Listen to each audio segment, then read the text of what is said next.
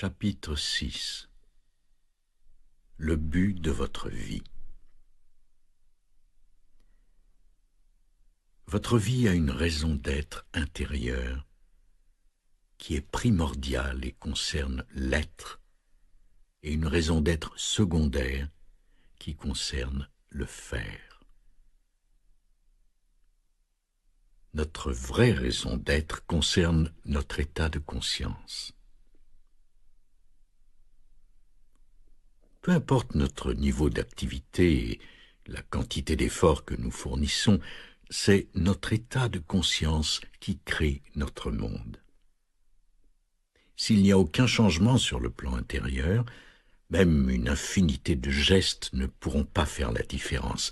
Nous ne ferions que recréer des versions modifiées d'un monde qui est le reflet extérieur de l'ego.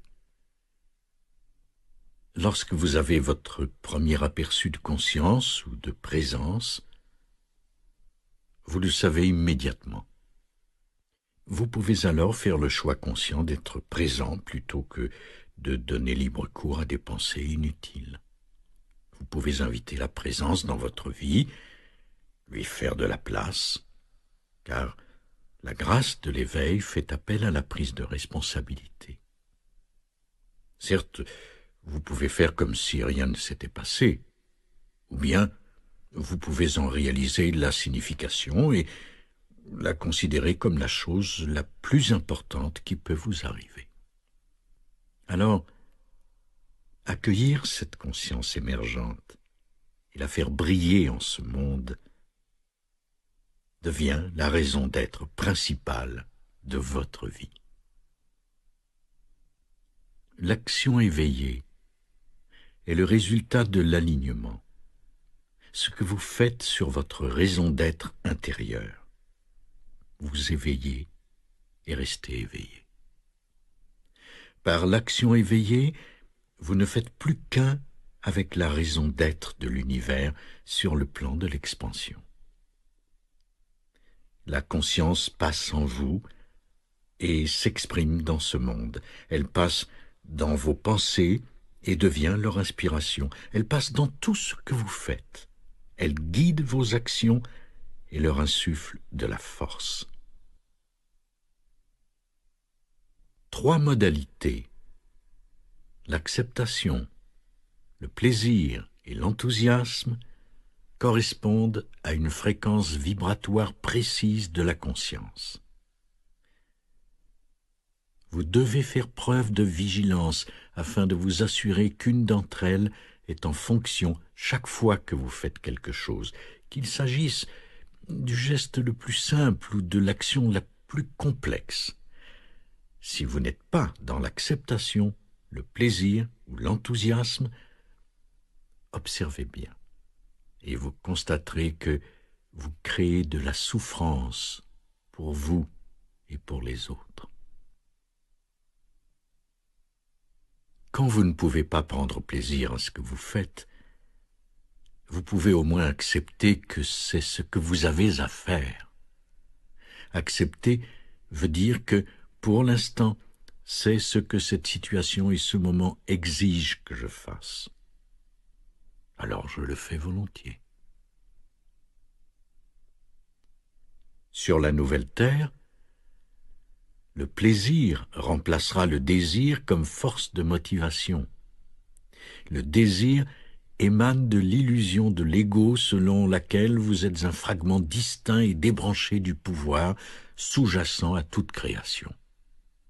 Par le plaisir, vous vous rebranchez sur le pouvoir créatif universel lui-même. Quand vous faites du moment présent, et non pas du passé ou du futur, le point central de votre vie, votre capacité à prendre plaisir à ce que vous faites augmente de façon spectaculaire. Ce n'est pas le geste que vous posez auquel vous prenez vraiment plaisir, mais le profond sentiment de vitalité qui l'anime et qui ne fait qu'un avec ce que vous êtes. Ceci veut dire que lorsque vous prenez plaisir à faire quelque chose, vous faites réellement l'expérience de la joie de l'être dans son aspect dynamique. C'est pour cette raison que tout ce que vous prenez plaisir à faire vous branche sur le pouvoir sous-jacent à toute création. Vous découvrirez rapidement que ce que vous entreprenez dans un grand état de conscience devient en fait appréciable. Si vous sentez que votre vie manque de sens, c'est parce que vous n'avez pas encore fait entrer cette dimension dans votre vie. L'enthousiasme est là quand vous prenez un profond plaisir à faire ce que vous faites et que vous avez aussi un objectif ou une vision. Quand la vision vient s'ajouter au plaisir de ce que vous faites, la fréquence de votre champ énergétique change et se transforme en enthousiasme. Au summum de l'activité créatrice alimentée par l'enthousiasme, il y aura une énorme intensité et une puissante énergie. Vous aurez l'impression d'être une flèche qui se déplace vers sa cible et qui apprécie chaque instant de son déplacement. Aux yeux de l'observateur, il semblera que vous êtes sous l'effet du stress, alors que l'intensité de l'enthousiasme n'a rien à voir avec le stress. C'est lorsque vous cherchez plus à atteindre votre but que de faire ce que vous êtes en train de faire, que le stress s'empare de vous et réduit aussi bien la qualité que l'efficacité de ce que vous faites. Ralph Waldo Emerson a dit « Rien de grand n'a été accompli sans enthousiasme. » Pourquoi? Parce que cette attitude possède une fréquence énergétique élevée qui entre en résonance avec le pouvoir créatif de l'univers. L'enthousiasme sait où il va, mais en même temps, il ne fait qu'un avec le moment présent, la source de sa vitalité intérieure, de sa joie et de sa force. L'enthousiasme ne veut rien parce qu'il ne lui manque rien. Il fait un avec la vie et quel que soit le degré de dynamisme qu'il confère aux activités, vous ne vous perdez pas dans ces dernières. L'enthousiasme reste toujours un espace qui est, mais cependant intensément vivant au centre de la roue, un centre de paix au sein de l'activité, paix qui est la source de tout ce qui est et qui reste intouché par tout ce qui est. Nous nous situons en plein milieu d'un événement capital pour l'évolution de la conscience humaine, événement dont vous n'entendrez certainement pas parler aux nouvelles ce soir. Sur notre planète, et peut-être aussi simultanément à bien des endroits de notre galaxie et d'autres galaxies, la conscience est en train de sortir du rêve de la forme. Ceci ne veut pas dire que toutes les formes, le monde, vont disparaître, même si ce sera certainement le cas pour certaines d'entre elles. Ceci veut dire que la conscience peut dorénavant créer des formes sans se perdre en elle. Ceci veut dire que la conscience reste consciente d'elle-même, même pendant qu'elle crée et expérimente les formes. Et pour quelle raison continue-t-elle à créer et à expérimenter les formes? Pour le plaisir. Et comment la conscience le fait-elle? Au moyen des humains éveillés qui ont appris ce que veut dire l'action éveillée. Une nouvelle espèce est sur le point de voir le jour sur cette planète. Elle est sur le point de voir le jour maintenant. Cette nouvelle espèce, c'est vous.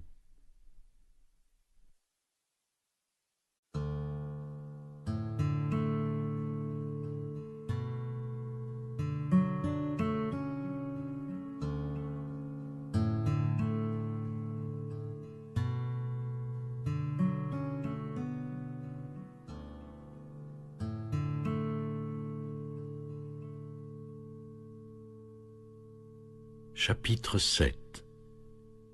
Devenir présent.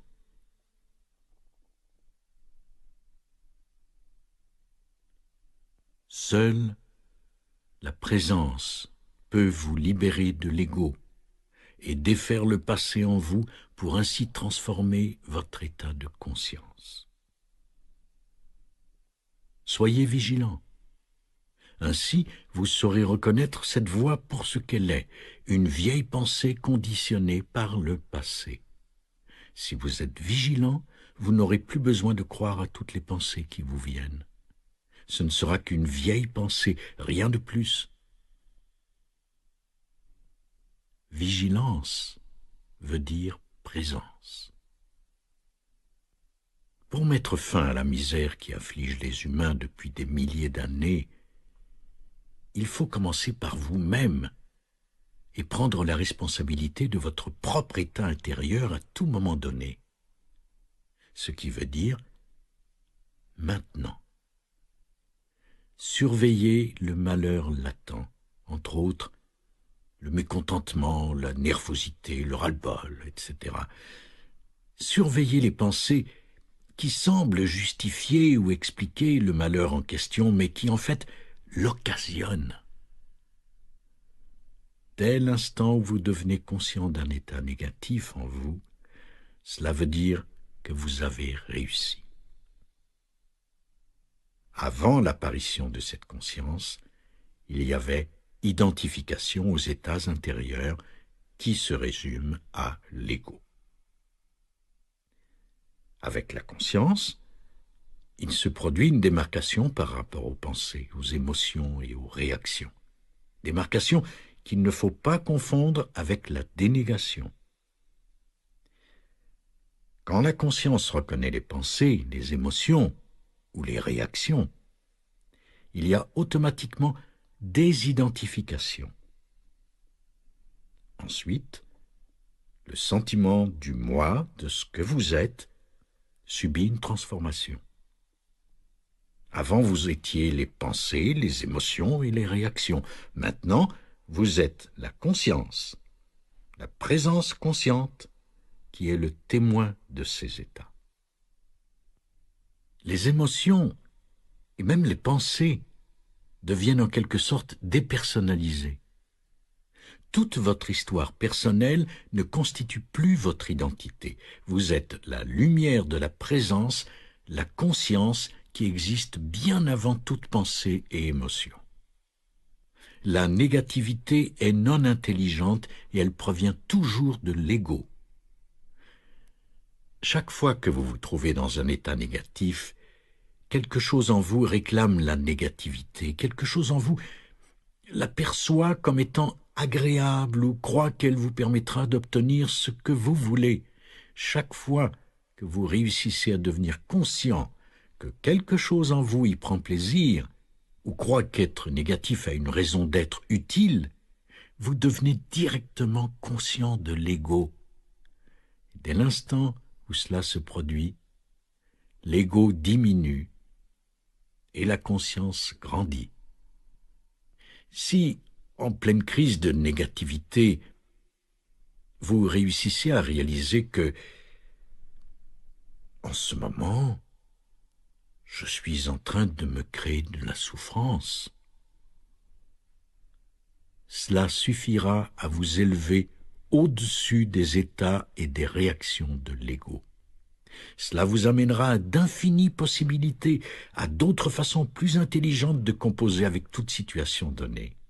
Vous serez libre de renoncer à votre malheur dès l'instant où vous le reconnaîtrez comme non intelligent. Une relation véritable en est une qui n'est pas dominée par l'ego. Il y a une attention vigilante, la présence et une ouverture envers l'autre personne sans aucun vouloir. Ceci est obligatoire pour qu'une relation soit authentique.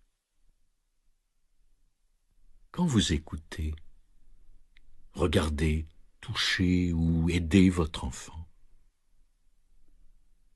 soyez vigilant, calme et totalement présent. Ne désirez pas autre chose que le moment tel qu'il est. De cette façon, vous faites de la place à l'être.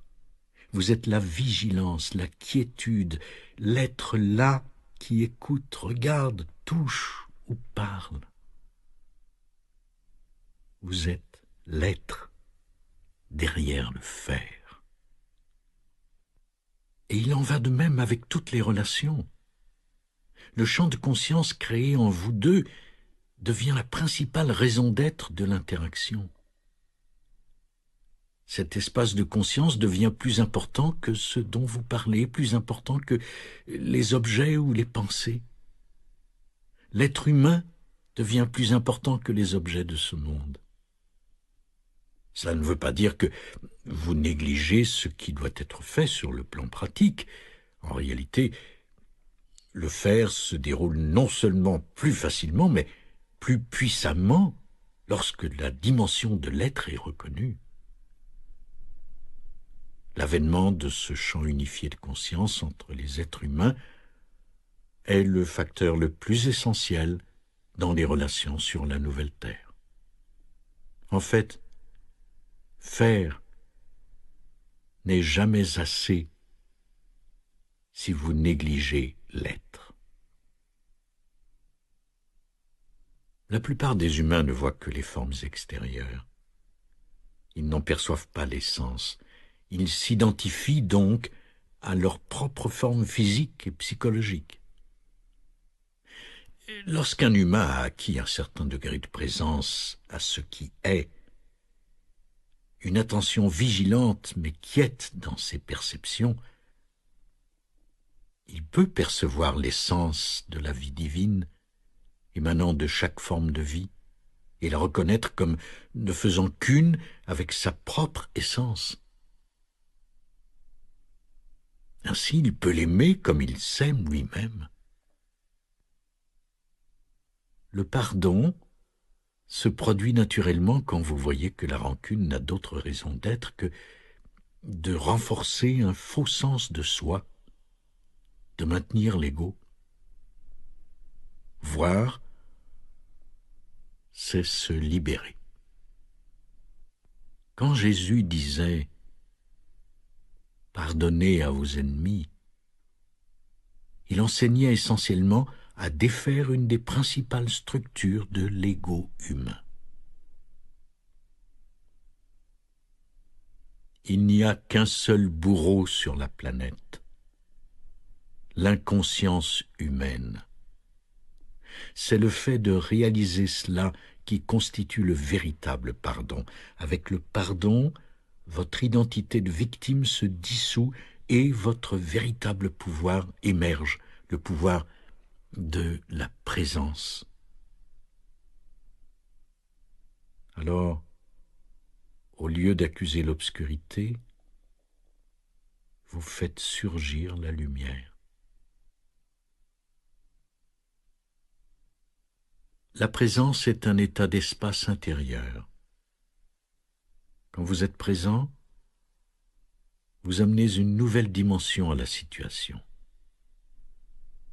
L'espace.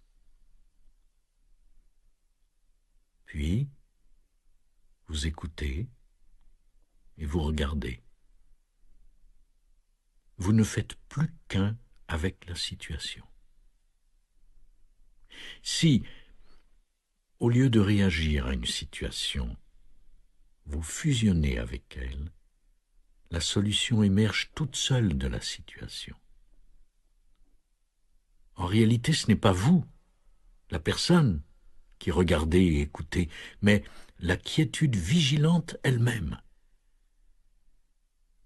Alors, s'il est possible ou nécessaire de passer à l'action, vous le faites.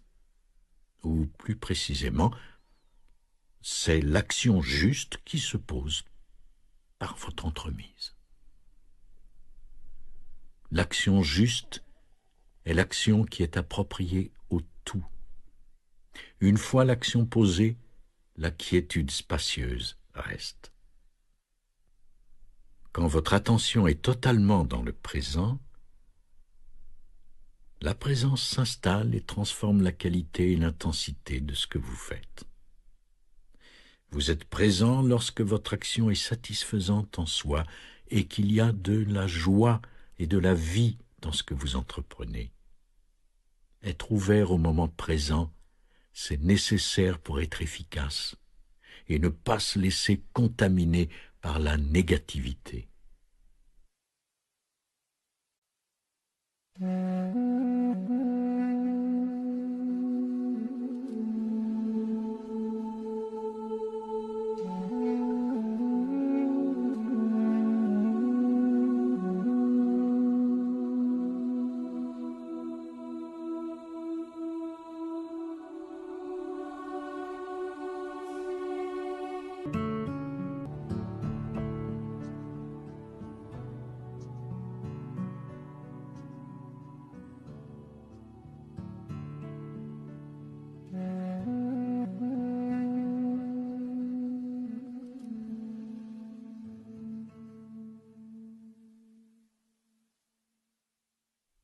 Chapitre 8.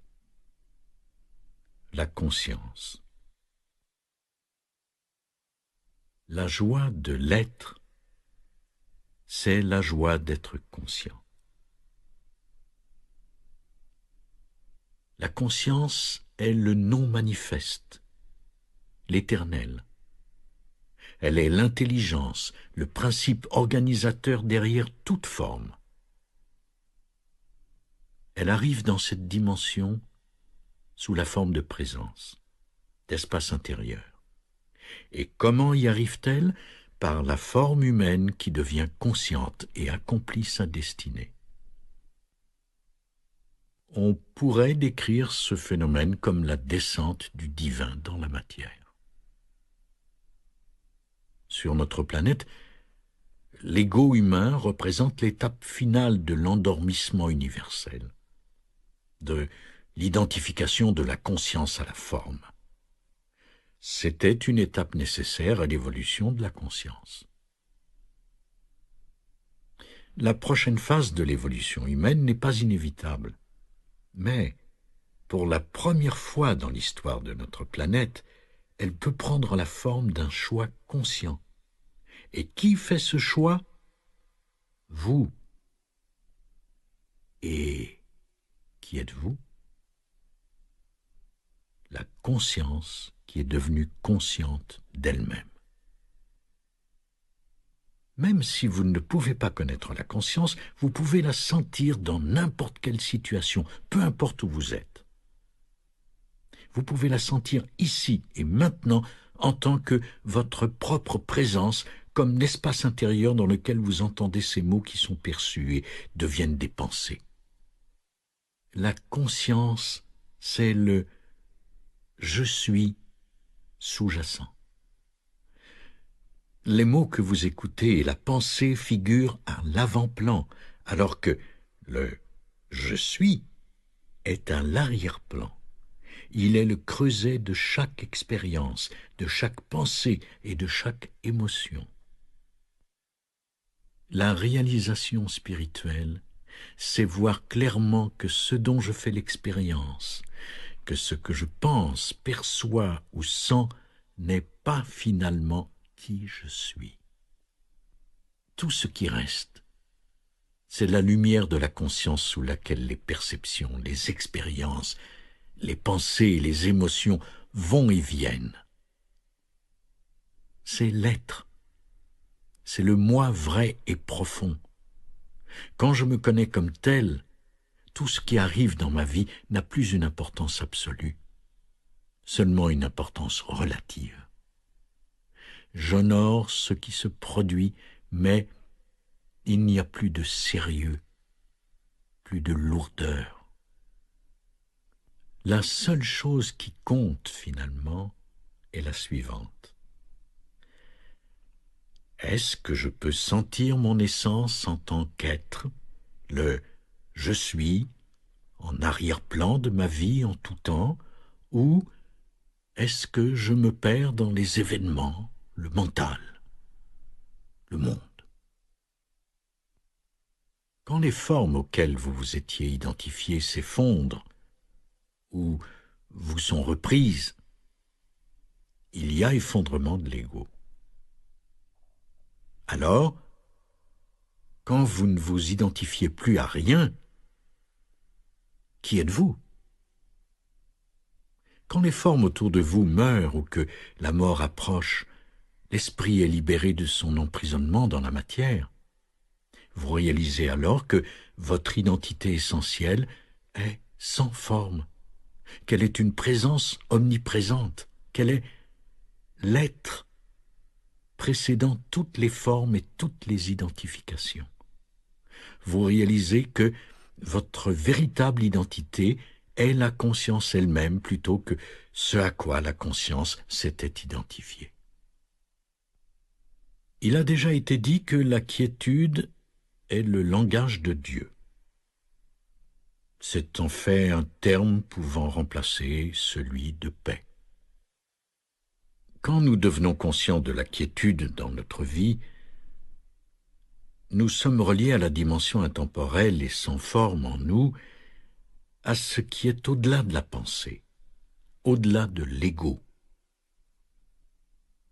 Il peut s'agir de la quiétude où baigne le monde de la nature, ou de la quiétude dans votre chambre aux petites heures du matin, ou encore du silence entre les mots. La quiétude n'a pas de forme, et être quiet, c'est être conscient sans la pensée. En fait, vous êtes qui vous étiez avant de prendre cette forme physique et mentale que l'on appelle une personne. Vous êtes aussi qui vous serez une fois que la forme se sera dissoute. Lorsque vous êtes dans la quiétude, vous êtes qui vous êtes au-delà de votre existence temporelle, c'est-à-dire que vous êtes la conscience sans forme, non conditionnée et éternelle.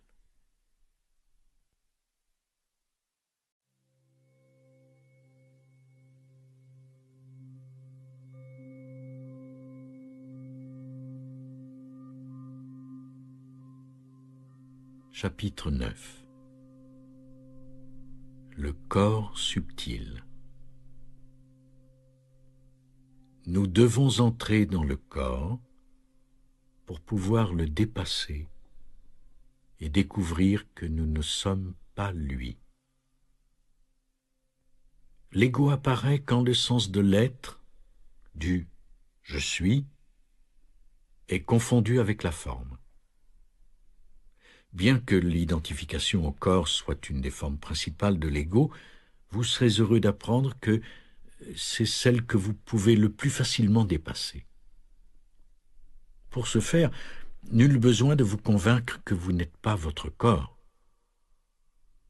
Il suffit de faire passer votre attention de la forme extérieure de votre corps et des pensées que vous entretenez à son sujet, beau, laid, fort, faible, trop gros, trop maigre, à la sensation de vitalité qui en émane. Quelle que soit l'apparence extérieure de votre corps, il existe au-delà de la forme un champ énergétique intensément vivant. Le corps énergétique n'est pas solide, mais spacieux. Il ne s'agit pas de votre forme physique, mais de la vie qui anime celle-ci. Il s'agit de l'intelligence qui a créé et qui sustente le corps, de l'intelligence qui coordonne simultanément des centaines de fonctions différentes d'une complexité tellement extraordinaire que l'esprit humain ne peut en comprendre qu'une infime fraction.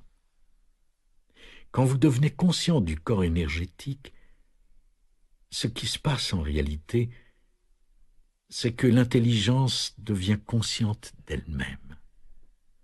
C'est cette vie insaisissable qu'aucun scientifique n'a jamais trouvée, puisque la conscience qui cherche la vie est en fait la vie elle-même.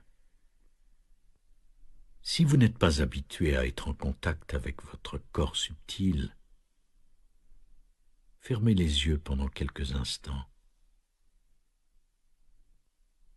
et sentez la vie dans vos mains.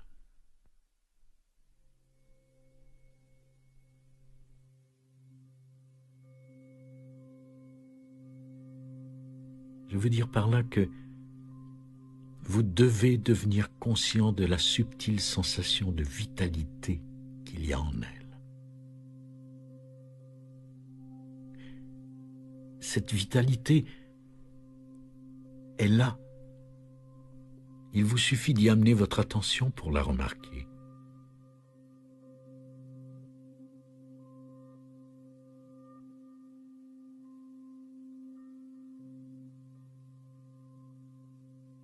Il se peut que vous ressentiez tout d'abord un léger picotement, et puis ensuite une sensation d'énergie ou de vitalité.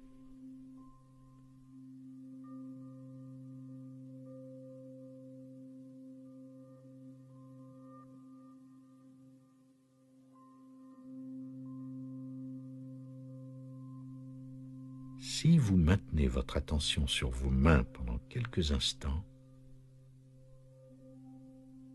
ce sentiment de vitalité s'intensifiera.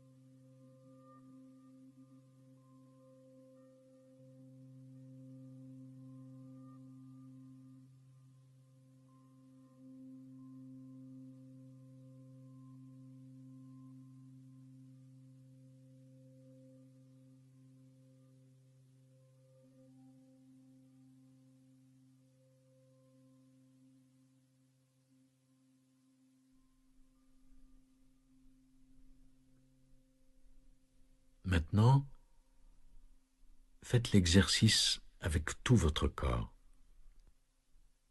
Respirez 2 ou 3 fois de façon consciente et voyez si vous pouvez détecter en vous une sensation subtile de vivacité partout dans votre corps.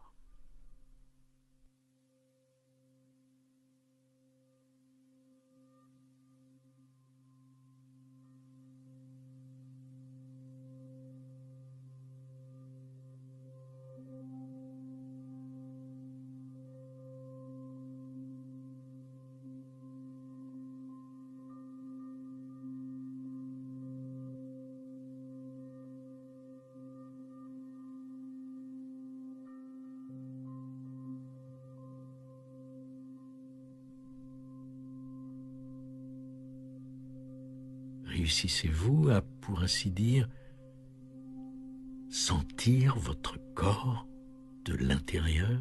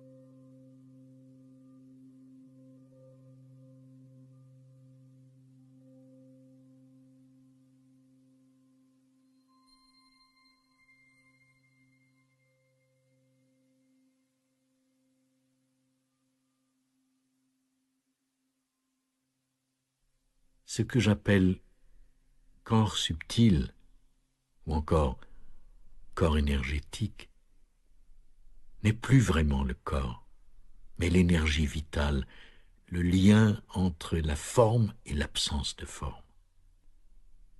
Prenez l'habitude de sentir le corps subtil aussi souvent que vous le pouvez. Vérifiez par exemple si vous sentez votre corps subtil quand vous écoutez quelqu'un. Il y a là presque un paradoxe. Quand vous êtes en contact avec votre corps subtil, vous ne vous identifiez plus à votre corps ni à votre mental. Ainsi, vous dépassez l'identification à la forme pour aller vers l'absence de forme, l'être. Vous allez vers votre essence, vers votre identité première. Cette présence au corps stimule également le système immunitaire et la capacité d'auto-guérison du corps.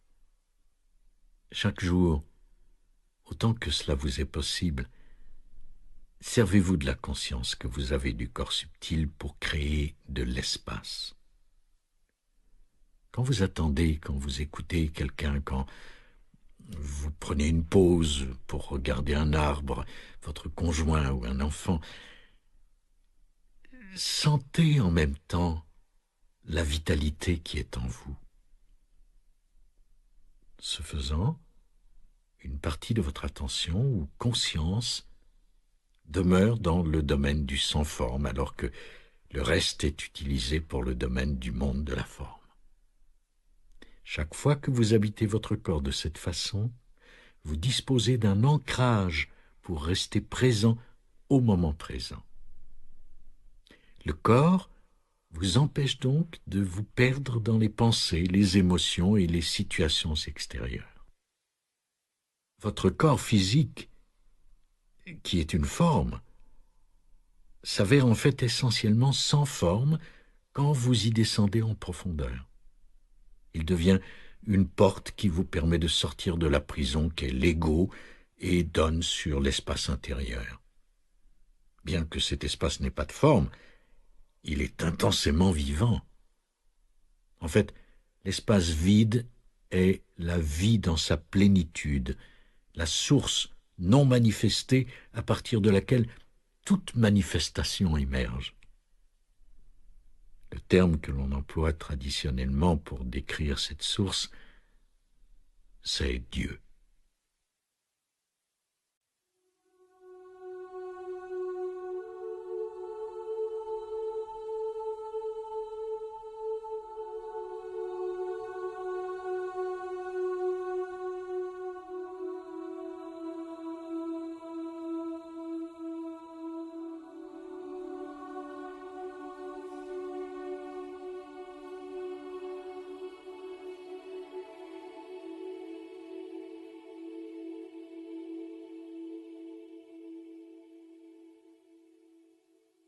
Chapitre 10.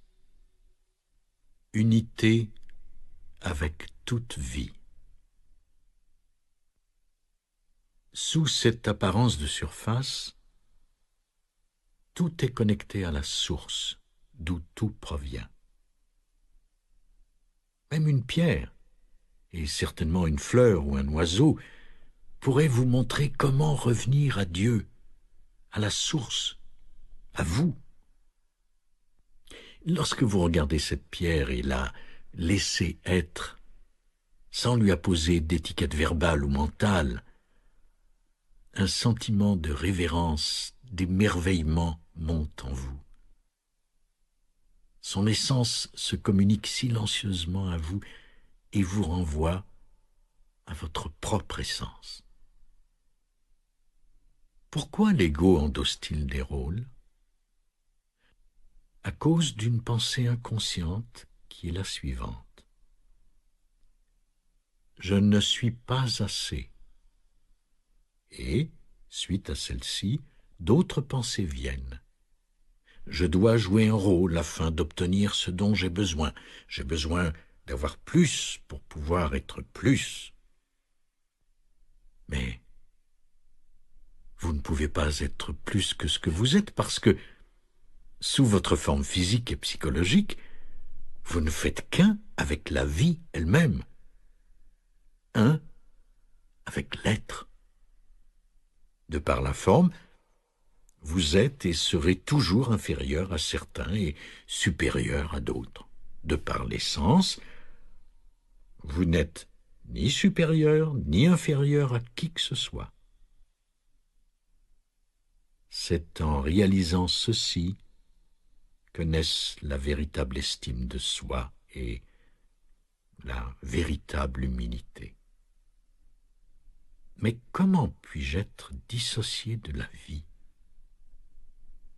Il n'y a pas de « je » en dehors de la vie, en dehors de l'être. Alors, ma vie n'existe pas. Je suis vie. Alors, comment puis-je perdre quelque chose que je suis? C'est impossible. La vérité est inséparable de celui ou celle que vous êtes. Oui, vous êtes la vérité. Si vous la cherchez ailleurs, vous serez chaque fois déçu. L'être même que vous êtes est vérité. C'est ce que Jésus voulait transmettre quand il a dit « Je suis la voie, la vérité et la vie ».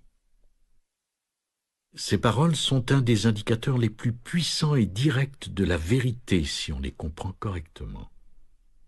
Jésus parle ici du « je suis » le plus profond. Il parle de la vie que vous êtes. Lorsque vous êtes en contact avec cette dimension en vous, qui est votre état naturel par un accomplissement miraculeux, tous vos actes et toutes vos relations reflètent le sentiment d'unité que vous ressentez profondément en vous. Ceci est l'amour. Reconnaître tout le bien qui vous arrive dans la vie est ce qui sert de fondement à l'abondance. La source de toute abondance ne se trouve pas à l'extérieur de vous, elle fait partie de ce que vous êtes. Quand vous reconnaissez l'abondance qui est tout autour de vous, l'abondance latente en vous s'éveille. Laissez-la sortir. Nul besoin de posséder quoi que ce soit pour vous sentir abondant.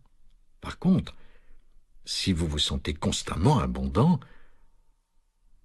l'abondance viendra certainement à vous. En fait, elle ne vient qu'à ceux qui l'ont déjà en eux. Chaque fois qu'un humain subit une perte tragique, il résiste ou il cède. Quand vous cédez intérieurement, quand vous lâchez prise, une nouvelle dimension de la conscience s'ouvre. Si vous pouvez ou devez poser un geste, ce dernier sera posé en harmonie avec le tout et soutenu par l'intelligence créatrice avec laquelle vous devenez un. Les circonstances et les gens sont alors de votre côté, des coïncidences se produisent. Et si aucun geste ou aucune action n'est possible, vous demeurez dans la paix et la quiétude intérieure engendrée par le lâcher-prise. Vous demeurez avec Dieu. Lorsque je ne confonds plus qui je suis avec cette forme temporaire de moi, la dimension de l'illimité et de l'éternel, Dieu, peut s'exprimer par moi et me guider. Cette forme me libère de la dépendance à la forme. La question cruciale est la suivante. En ce moment, est-ce que je sens la présence que je suis? Si la paix est réellement ce que vous voulez, alors c'est la paix que vous choisirez. Si la paix avait plus d'importance que n'importe quoi d'autre, vous ne réagiriez pas et vous resteriez pleinement vigilant quand des situations ou des personnes vous confrontent et vous mettent au défi. Vous accepteriez immédiatement la situation et ne feriez qu'un avec elle plutôt que de vous en dissocier. La réaction proviendrait alors de votre vigilance. Ce serait ce que vous êtes et non pas ce que vous pensez être, le petit moi qui réagirait. Votre position serait puissante et efficace tout en ne vous faisant pas d'ennemis et en évitant que les situations ne se retournent contre vous. Ne faire qu'un avec ce qui est ne veut pas dire ne plus devoir prendre d'initiative pour changer les choses, ni être incapable de passer à l'action. La seule différence, c'est que vous passez à l'action à partir d'un plan plus profond, pas à partir de la peur ou du désir de l'ego. Quand vous alignez ce plan profond sur le moment présent, votre conscience s'ouvre et s'aligne sur le grand tout, dont le moment présent fait intégralement partie. Alors, le tout, la vie dans sa totalité, agit par vous. La vie vous procure exactement l'expérience dont vous avez le plus besoin pour que votre conscience évolue. Comment savoir si c'est l'expérience dont vous avez besoin? Parce que c'est l'expérience qui vous arrive en ce moment. Comment être en paix dès maintenant? En faisant la paix avec l'instant présent. L'instant présent est le terrain de jeu où la vie se joue. En effet, elle ne peut se jouer nulle part ailleurs. Le secret du succès et du bonheur se résume à 5 mots. Faire un avec la vie. Faire un avec la vie, c'est faire un avec le moment présent. À ce moment-là, vous réalisez que ce n'est pas vous qui vivez votre vie, mais la vie qui vous vit. La vie est le danseur et vous, la danse.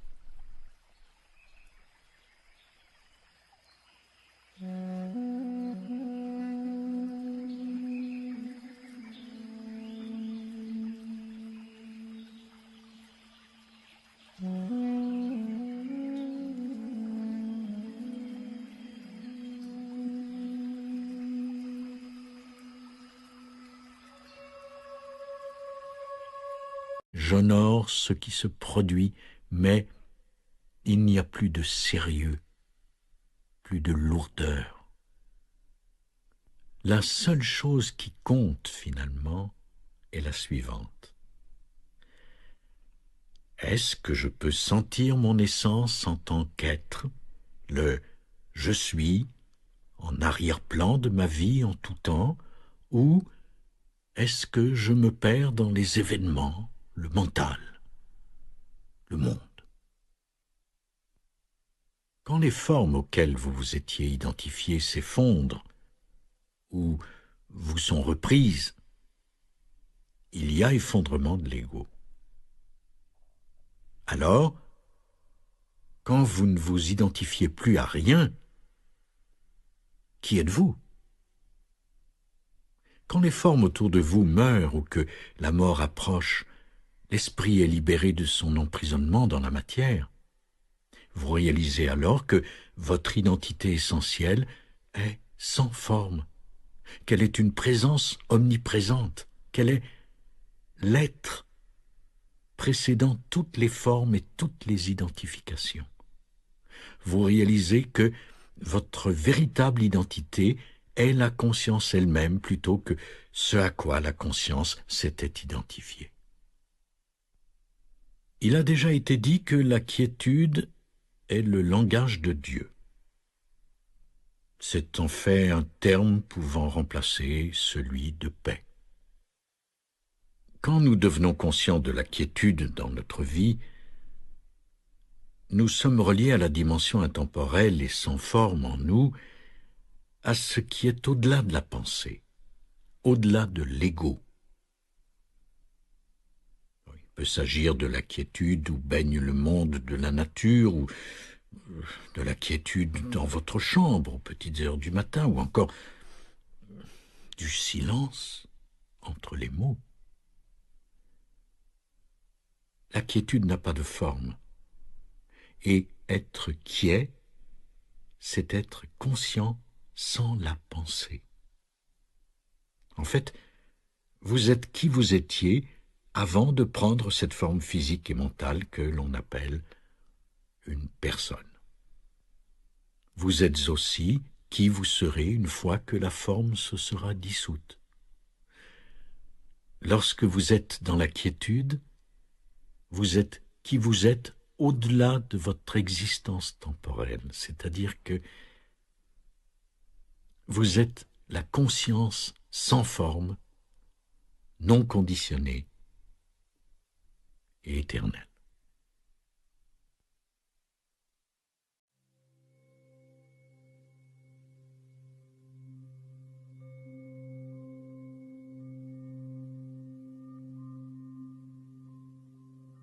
Chapitre 9. Le corps subtil. Nous devons entrer dans le corps pour pouvoir le dépasser et découvrir que nous ne sommes pas lui. L'ego apparaît quand le sens de l'être, du « je suis », est confondu avec la forme. Bien que l'identification au corps soit une des formes principales de l'ego, vous serez heureux d'apprendre que c'est celle que vous pouvez le plus facilement dépasser. Pour ce faire, nul besoin de vous convaincre que vous n'êtes pas votre corps.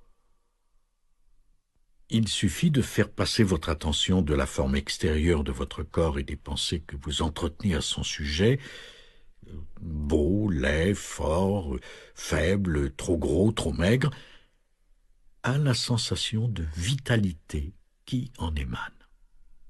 Quelle que soit l'apparence extérieure de votre corps, il existe au-delà de la forme un champ énergétique intensément vivant. Le corps énergétique n'est pas solide, mais spacieux.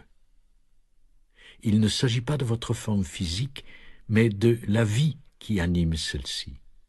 Il s'agit de l'intelligence qui a créé et qui sustente le corps, de l'intelligence qui coordonne simultanément des centaines de fonctions différentes d'une complexité tellement extraordinaire que l'esprit humain ne peut en comprendre qu'une infime fraction.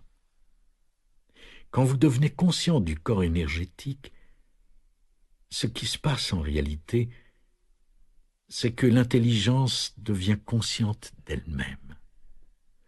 C'est cette vie insaisissable qu'aucun scientifique n'a jamais trouvée, puisque la conscience qui cherche la vie est en fait la vie elle-même. Si vous n'êtes pas habitué à être en contact avec votre corps subtil, fermez les yeux pendant quelques instants et sentez la vie dans vos mains.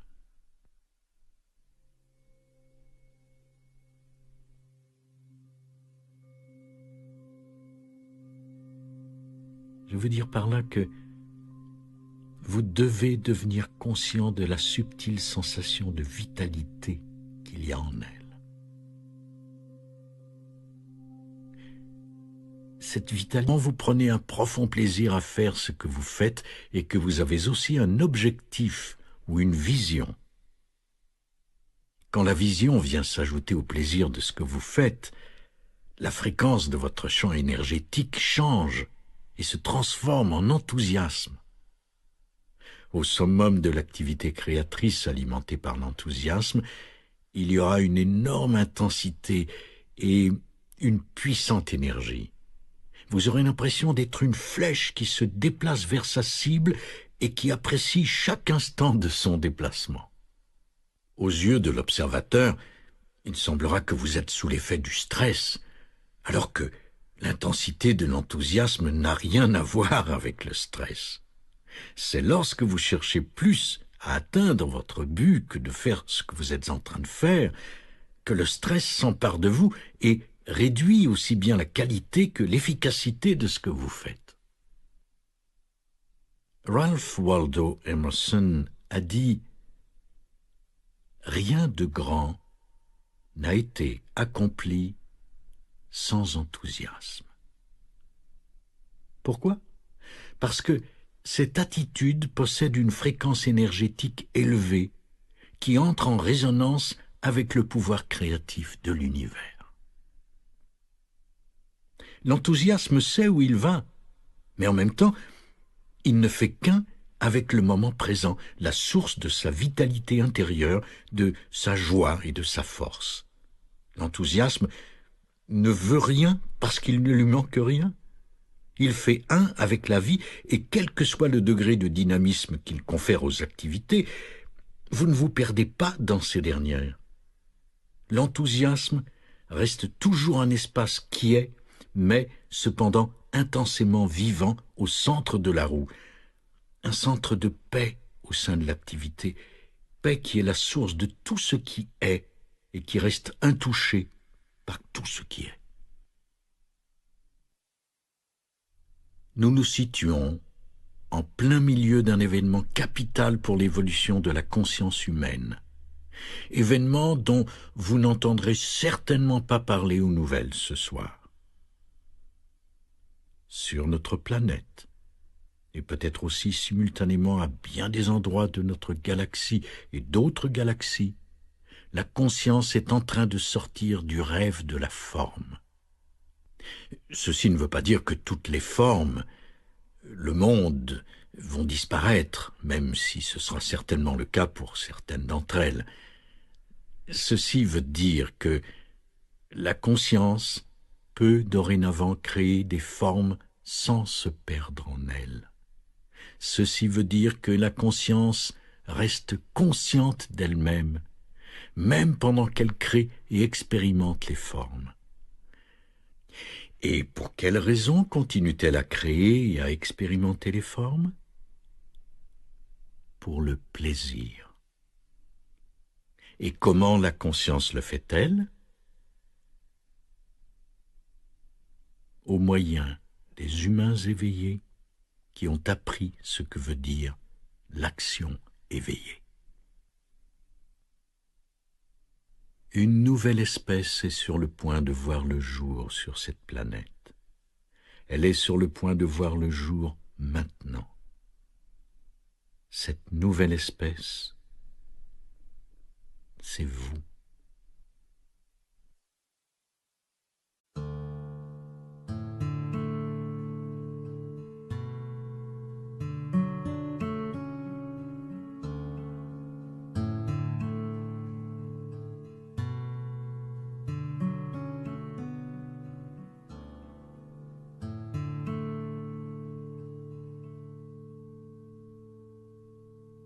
Chapitre 7. Devenir présent.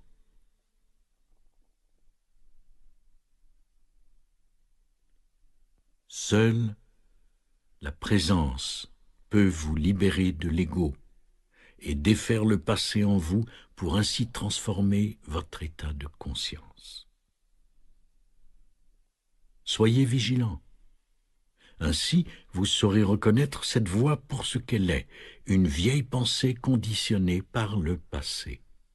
Si vous êtes vigilant, vous n'aurez plus besoin de croire à toutes les pensées qui vous viennent. Ce ne sera qu'une vieille pensée, rien de plus. Vigilance veut dire présence. Pour mettre fin à la misère qui afflige les humains depuis des milliers d'années, il faut commencer par vous-même et prendre la responsabilité de votre propre état intérieur à tout moment donné. Ce qui veut dire maintenant. Surveillez le malheur latent, entre autres le mécontentement, la nervosité, le ras-le-bol, etc. Surveillez les pensées qui semblent justifier ou expliquer le malheur en question, mais qui en fait l'occasionnent. Dès l'instant où vous devenez conscient d'un état négatif en vous, cela veut dire que vous avez réussi. Avant l'apparition de cette conscience, il y avait identification aux états intérieurs qui se résument à l'ego. Avec la conscience, il se produit une démarcation par rapport aux pensées, aux émotions et aux réactions. Démarcation qu'il ne faut pas confondre avec la dénégation. Quand la conscience reconnaît les pensées, les émotions ou les réactions, il y a automatiquement désidentification. Ensuite, le sentiment du moi, de ce que vous êtes, subit une transformation.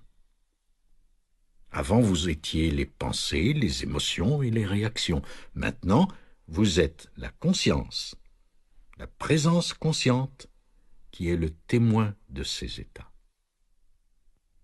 Les émotions et même les pensées deviennent en quelque sorte dépersonnalisées.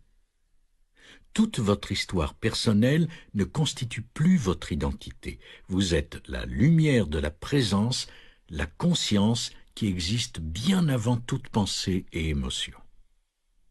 La négativité est non intelligente et elle provient toujours de l'ego. Chaque fois que vous vous trouvez dans un état négatif, quelque chose en vous réclame la négativité, quelque chose en vous la perçoit comme étant agréable ou croit qu'elle vous permettra d'obtenir ce que vous voulez. Chaque fois que vous réussissez à devenir conscient que quelque chose en vous y prend plaisir ou croit qu'être négatif a une raison d'être utile, vous devenez directement conscient de l'ego. Dès l'instant où cela se produit, l'ego diminue et la conscience grandit. Si, en pleine crise de négativité, vous réussissez à réaliser que, en ce moment, je suis en train de me créer de la souffrance, cela suffira à vous élever au-dessus des états et des réactions de l'ego. Cela vous amènera à d'infinies possibilités, à d'autres façons plus intelligentes de composer avec toute situation donnée.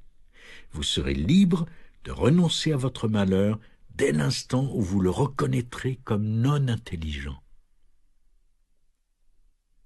Une relation véritable en est une qui n'est pas dominée par l'ego. Il y a une attention vigilante, la présence et une ouverture envers l'autre personne sans aucun vouloir. Ceci est obligatoire pour qu'une relation soit authentique. Quand vous écoutez, regardez, touchez ou aidez votre enfant, soyez vigilant, calme et totalement présent. Ne désirez pas autre chose que le moment tel qu'il est. De cette façon, vous faites de la place à l'être. Vous êtes la vigilance, la quiétude, l'être là qui écoute, regarde, touche ou parle. Vous êtes l'être derrière le faire. Et il en va de même avec toutes les relations. Le champ de conscience créé en vous deux devient la principale raison d'être de l'interaction.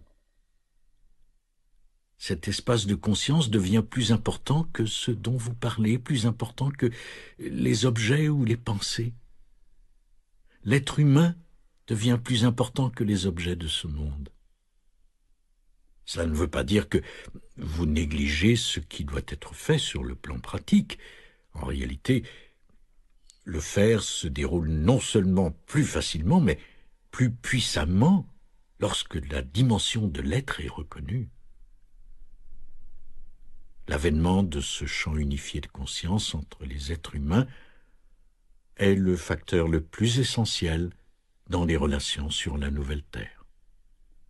En fait, faire n'est jamais assez si vous négligez l'être. La plupart des humains ne voient que les formes extérieures. Ils n'en perçoivent pas l'essence. Ils s'identifient donc à leur propre forme physique et psychologique. Lorsqu'un humain a acquis un certain degré de présence à ce qui est, une attention vigilante mais quiète dans ses perceptions, il peut percevoir l'essence de la vie divine émanant de chaque forme de vie et la reconnaître comme ne faisant qu'une avec sa propre essence. Ainsi, il peut l'aimer comme il s'aime lui-même. Le pardon se produit naturellement quand vous voyez que la rancune n'a d'autre raison d'être que de renforcer un faux sens de soi, de maintenir l'ego. Voir, c'est se libérer. Quand Jésus disait « Pardonnez à vos ennemis », il enseignait essentiellement à défaire une des principales structures de l'ego humain. Il n'y a qu'un seul bourreau sur la planète, l'inconscience humaine. C'est le fait de réaliser cela qui constitue le véritable pardon.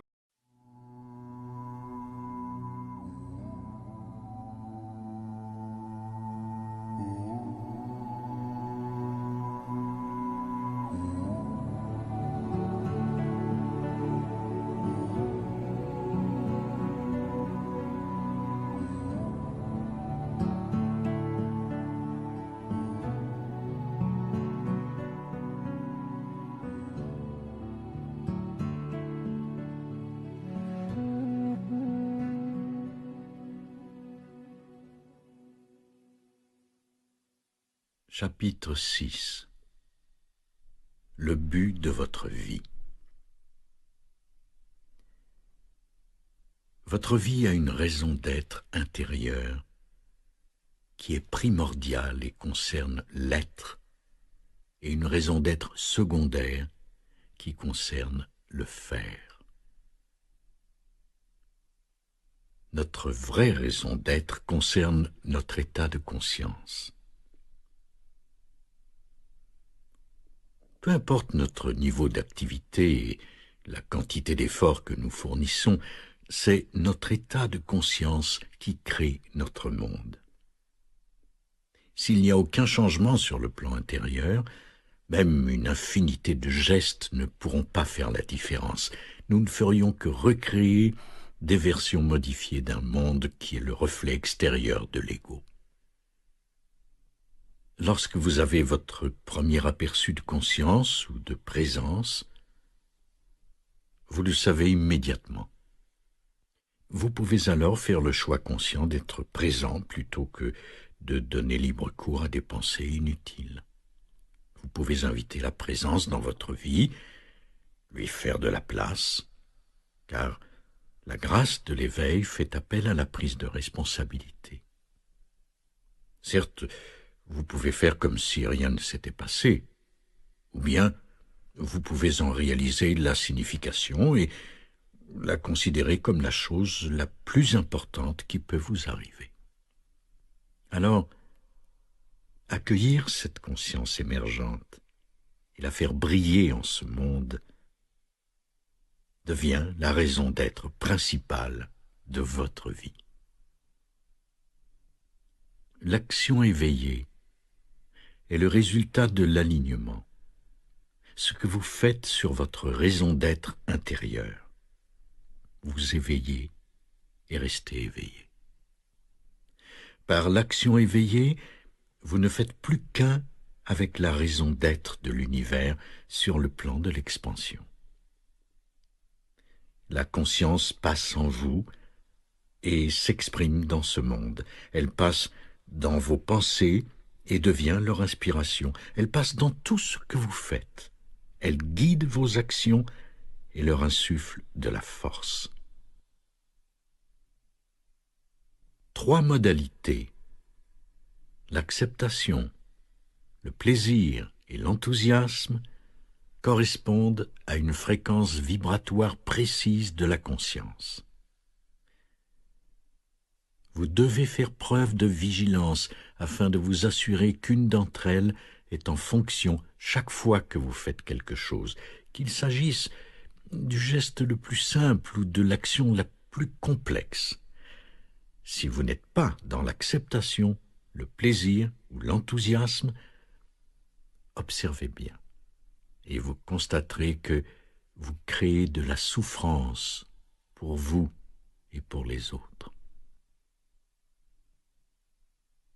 Quand vous ne pouvez pas prendre plaisir à ce que vous faites, vous pouvez au moins accepter que c'est ce que vous avez à faire. Accepter veut dire que, pour l'instant, c'est ce que cette situation et ce moment exigent que je fasse. Alors je le fais volontiers. Sur la nouvelle terre, le plaisir remplacera le désir comme force de motivation. Le désir émane de l'illusion de l'ego selon laquelle vous êtes un fragment distinct et débranché du pouvoir sous-jacent à toute création.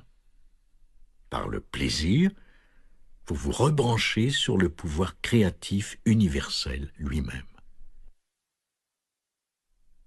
Quand vous faites du moment présent, et non pas du passé ou du futur, le point central de votre vie, votre capacité à prendre plaisir à ce que vous faites augmente de façon spectaculaire.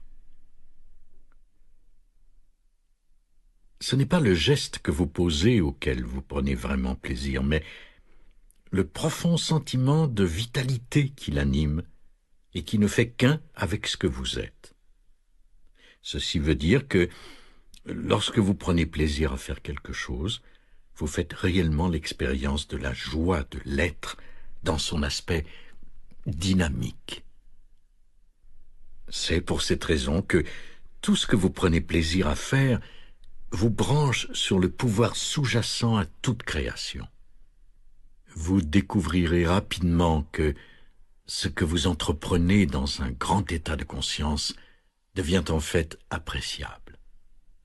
Si vous sentez que votre vie manque de sens, c'est parce que vous n'avez pas encore fait entrer cette dimension dans votre vie. L'enthousiasme est là, quand, avec le pardon, votre identité de victime se dissout et votre véritable pouvoir émerge, le pouvoir de la présence. Alors, au lieu d'accuser l'obscurité, vous faites surgir la lumière. La présence est un état d'espace intérieur. Quand vous êtes présent, vous amenez une nouvelle dimension à la situation. L'espace. Puis, vous écoutez et vous regardez. Vous ne faites plus qu'un avec la situation. Si, au lieu de réagir à une situation, vous fusionnez avec elle, la solution émerge toute seule de la situation. En réalité, ce n'est pas vous, la personne, qui regardez et écoutez, mais la quiétude vigilante elle-même. Alors, s'il est possible ou nécessaire de passer à l'action, vous le faites. Ou plus précisément, c'est l'action juste qui se pose par votre entremise. L'action juste est l'action qui est appropriée au tout. Une fois l'action posée, la quiétude spacieuse reste. Quand votre attention est totalement dans le présent, la présence s'installe et transforme la qualité et l'intensité de ce que vous faites. Vous êtes présent lorsque votre action est satisfaisante en soi et qu'il y a de la joie et de la vie dans ce que vous entreprenez. Être ouvert au moment présent, c'est nécessaire pour être efficace et ne pas se laisser contaminer par la négativité.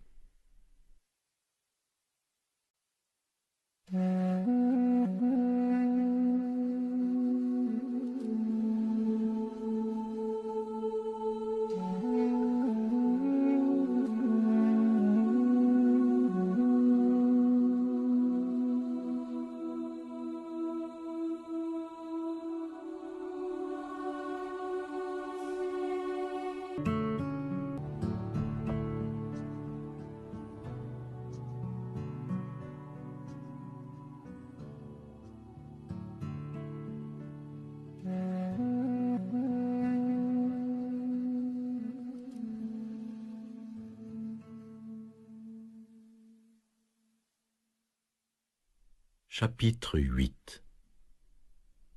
La conscience. La joie de l'être, c'est la joie d'être conscient. La conscience est le non manifeste, l'éternel. Elle est l'intelligence, le principe organisateur derrière toute forme. Elle arrive dans cette dimension sous la forme de présence, d'espace intérieur. Et comment y arrive-t-elle? Par la forme humaine qui devient consciente et accomplit sa destinée. On pourrait décrire ce phénomène comme la descente du divin dans la matière. Sur notre planète, l'ego humain représente l'étape finale de l'endormissement universel, de l'identification de la conscience à la forme. C'était une étape nécessaire à l'évolution de la conscience. La prochaine phase de l'évolution humaine n'est pas inévitable, mais pour la première fois dans l'histoire de notre planète, elle peut prendre la forme d'un choix conscient. Et qui fait ce choix? Vous. Et qui êtes-vous? La conscience qui est devenue consciente d'elle-même. Même si vous ne pouvez pas connaître la conscience, vous pouvez la sentir dans n'importe quelle situation, peu importe où vous êtes. Vous pouvez la sentir ici et maintenant en tant que votre propre présence, comme l'espace intérieur dans lequel vous entendez ces mots qui sont perçus et deviennent des pensées. La conscience, c'est le « je suis » sous-jacent. Les mots que vous écoutez et la pensée figurent à l'avant-plan, alors que le « je suis » est à l'arrière-plan. Il est le creuset de chaque expérience, de chaque pensée et de chaque émotion. La réalisation spirituelle, c'est voir clairement que ce dont je fais l'expérience, que ce que je pense, perçois ou sens n'est pas finalement qui je suis. Tout ce qui reste, c'est la lumière de la conscience sous laquelle les perceptions, les expériences, les pensées et les émotions vont et viennent. C'est l'être. C'est le moi vrai et profond. Quand je me connais comme tel, tout ce qui arrive dans ma vie n'a plus une importance absolue, seulement une importance relative.